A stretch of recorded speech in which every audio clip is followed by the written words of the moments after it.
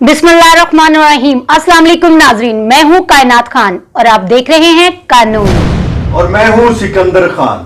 नाजरीन, आज का जो हमारा टॉपिक है वो बड़ा ही दिलचस्प टॉपिक है कि पसंद की शादी जो करना चाहते हैं तो उनके लिए आसान से आसान रेमेडी कानून में क्या है, उसके लिए हमारे साथ तशरीफ रखते हैं नवीद चौधरी साहब, जो कि सीनियर एडवोकेट हाई कोर्ट है। वो हमें बताएंगे कि आसान तरीका पसंद की शादी करने का क्या है। जी चौधरी साहब। जी मुहतरम, इसमें यह अर्ज़ है कि हमारे इस माशरे में बरादरी ज़ात पात को बहुत ज़्यादा अहमियत दी गई होती है और अक्सर लड़के और लड़कियों को उनकी पेरेंट्स शादी नहीं करते उनके आपस में कि उनकी बरादरी फ़र्क होती है, तो इसलिए फिर वो खुद अपनी मर्ज़ी से शादी करना चाहते हैं। तो कानून में उनको इसका हक़ दिया है कि अगर वो लड़का और लड़की बालग हैं और अपनी मर्ज़ी से शादी करना चाहते हैं उनको कोई रोक नहीं सकता इस मकसद के लिए।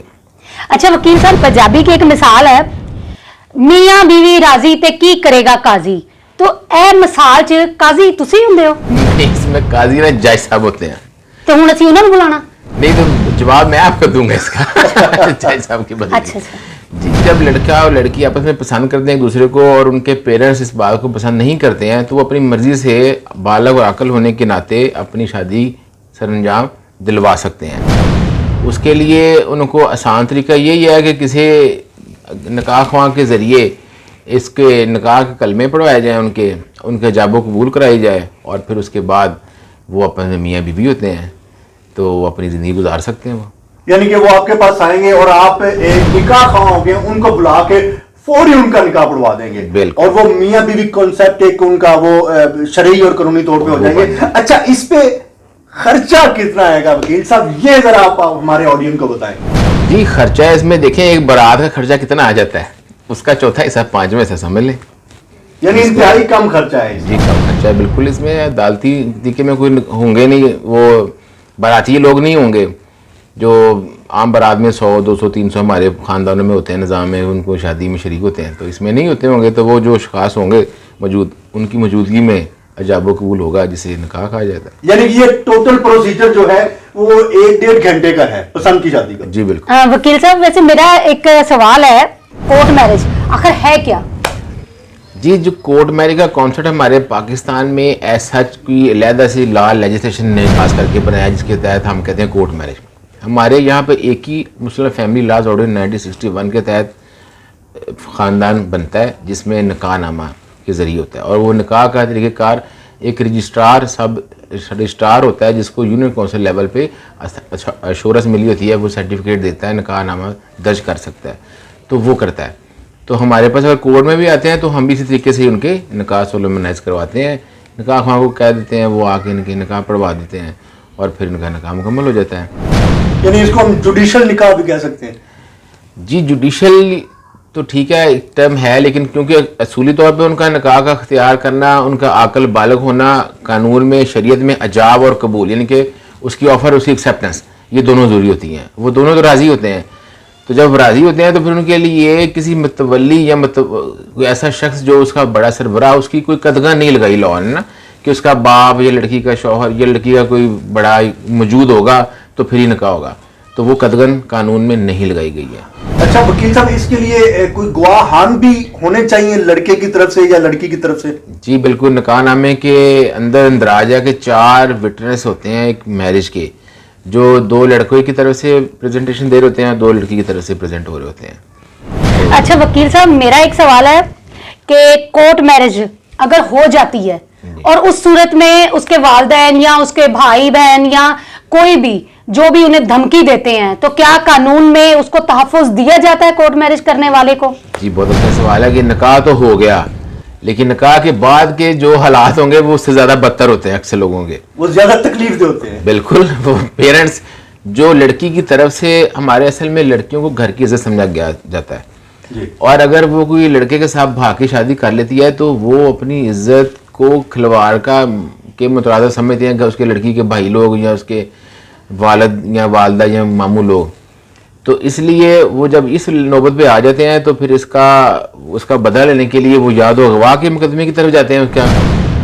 और जना के मुकदमे की तरफ जाते हैं تو پھر اس کا قانونی طور پہ اس کو سیکیورٹی حاصل کرنے کے لیے ان کو یہ بچنا ہوتا ہے, ان کو بچنے کے لیے. اچھا وکیل صاحب, نکاح ہونے سے پہلے ہی ہم کوئی ایسا عمل کر لیں جو ایف آئی آر جو ان کے گھر والے کٹوائیں گے اس کے خلاف, اس سے ہم بچ سکیں.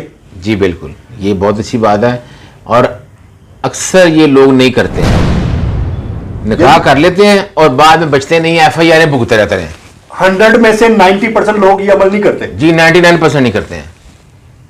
جتنے لوگ بھی کنسنٹ میرج کرتے ہیں اس کے بعد وہ بچتے نہیں, ان کے خلاف ایف آئی آر درج ہوتی ہیں, پھر وہ عدالتوں کے چکر لگاتے ہیں, بیانات درج کرواتے رہتے ہیں, پرچے کھارے کرواتے رہتے ہیں, اور ایک پورے ایک اگنی آف ٹرائل میں گھس جاتے ہیں.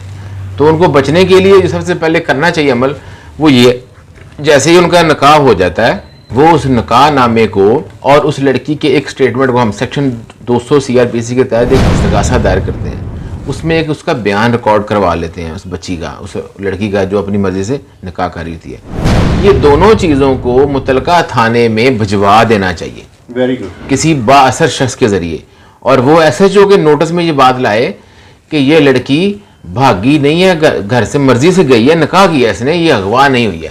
تو اس صورت میں ان کا مقدمہ درج ہونے سے بچ سکتے ہیں وہ.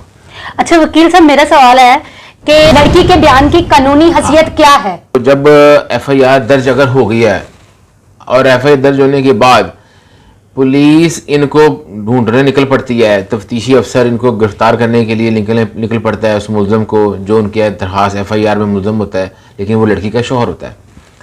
تو اس کے پاس قانونی طور پہ ایک پروویژن ہے 164 CRPC, جس کے تحت وہ پیش ہو کے لڑکی عدالت میں اپنا بیان ریکارڈ کروا سکتی ہے کہ میرے خلاف میرے اغوا کا مقدمہ میرے والد نے, والدہ نے یا بھائی نے یا ماموں نے درج کروایا ہوا ہے کہ مجھے کسی شخص نے اغوا کر لیا اور اس کا مقصد زنا کرنا ہے, جبکہ ایسا نہیں ہے, میں تو اپنی مرضی سے نکاح کر کے آئی ہوں اور مجھے کسی نے اغوا زنا نہیں کیا. تو پھر اس مقصد میں اس بیان کی روشنی میں وہ جو مقدمہ درج ہوا ہوتا ہے نا, وہ پھر پولیس خارج کرنے کی پابند ہوتی ہے. اچھا سر, ایک اور بھی ہمارے پبلک میں دوست تھے, انہوں نے کامنٹ کیا کہ میری اس طرح شادی ہوئی, کورٹ میرج کی میں نے, کورٹ میرج کرنے کے بعد جو ہے وہ ہم نے 164 کا بیان بھی قلم بند کروایا اور تھانے والوں کو بھجوایا. اس کے کچھ عرصہ بعد لڑکی جو ہے وہ اپنے والدین کے پاس جاتی ہے اور وہ اس کے جو والدین ہیں وہ زبردستی لڑکی کو رکھ کے اپنے پاس اور پھر کوئی بیان اس کے خلاف, لڑکے کے خلاف دلواتے ہیں تاکہ اس کو اریسٹ کیا جائے, اور لڑکی دباؤ میں آ کے بیان دے دیتی ہے کہ ہاں جی اس نے مجھے اغوا کیا تھا اور اس نے زبردستی شادی کی میرے ساتھ. تو اس کی کوئی ریمیڈی ہے اگر اس صورت میں یہاں تک کیس پہنچ جائے تو وہ ہمارے ناظرین کو بتائیں کہ اس کا کیا قانونی حل ہے ہمارے پاس؟ قانونی پہلو یہ ہے, جب ایک دفعہ مقدمے میں ایک لڑکی جو کہ مستغیث کے مطابق اغوا ہوئی ہے اور وہ اپنا بیان قلم بند کروا دیتی ہے 164 کا, کہ جس میں وہ اپنی رضامندی اظہار کرتی ہے اور وہ تفتیشی افسر اس بیان کے ساتھ اس مقدمے کو خارج کر دیتا ہے, تو اس کا پابند ہے خارج کرنے کا, کیونکہ سب سے زیادہ جو سٹار وٹنس ہے اس ابڈکشن کے کیس کا وہ لڑکی خود ہوتی ہے جس کے اغوا کے بارے میں ایف آئی آر درج ہوئی ہوتی ہے, اور وہی آ کے اپیئر ہو کے جج کے سامنے کہہ دیتی ہے کہ میرے ساتھ تو ایسا کوئی واقعہ ہوا ہی نہیں ہے. تو پھر وہ مقدمہ قابل خراج ہوتا ہے. اس صورت میں جیسے آپ فرما رہے ہیں کہ وہ لڑکی کا بیان قلم بند ہو جاتا ہے اور پھر ابھی تفتیشی سے مقدمہ خارج نہیں کرتا اور لڑکی اپنے پیرنٹس کے گھر چلی جاتی ہے اور وہاں جا کے اپنا بیان بدل دیتی ہے. جی بالکل. تو اس صورت میں اس کا جو دوسرا بیان دیا گیا, قانون میں دوسرے بیان کی کوئی قطعہ نہیں لگائی گئی کہ 164 کا دوسرا بیان ریکارڈ نہیں ہو سکتا, وہ بھی ہو سکتا ہے, تو وہ پہلے بیان کو رد کر دیتا ہے. تو اس لیے وہ پھر لٹکتی تلوار سر پہ آ جاتی ہے اس لڑکے کے کہ وہ جب تک مقدمہ خارج نہ ہو اس کو ان کے پیرنٹس کی طرف نہ بھجوائے, اپنی ذمہ داری سپرد ہونے کے بعد پھر ان کے گھر بھجوائے اور پھر وہاں سے ان کے راضی خوشی ملوائے.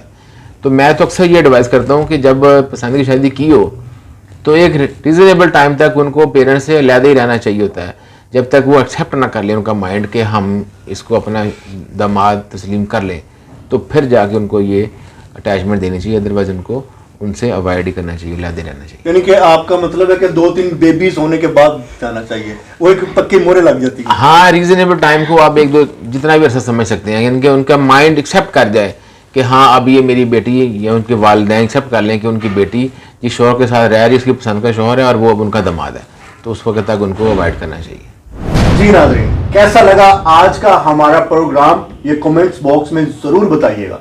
पसंद की शादी, अगर इसमें कोई ऐसा क्वेश्चन जो आपके दिल में है और हम नहीं पूछ पाए तो वो हमें जरूर बताएं, ताकि वो हम आपको उस क्वेश्चन के मुताबिक आगाह कर सके। तो देखते रहिए कानून।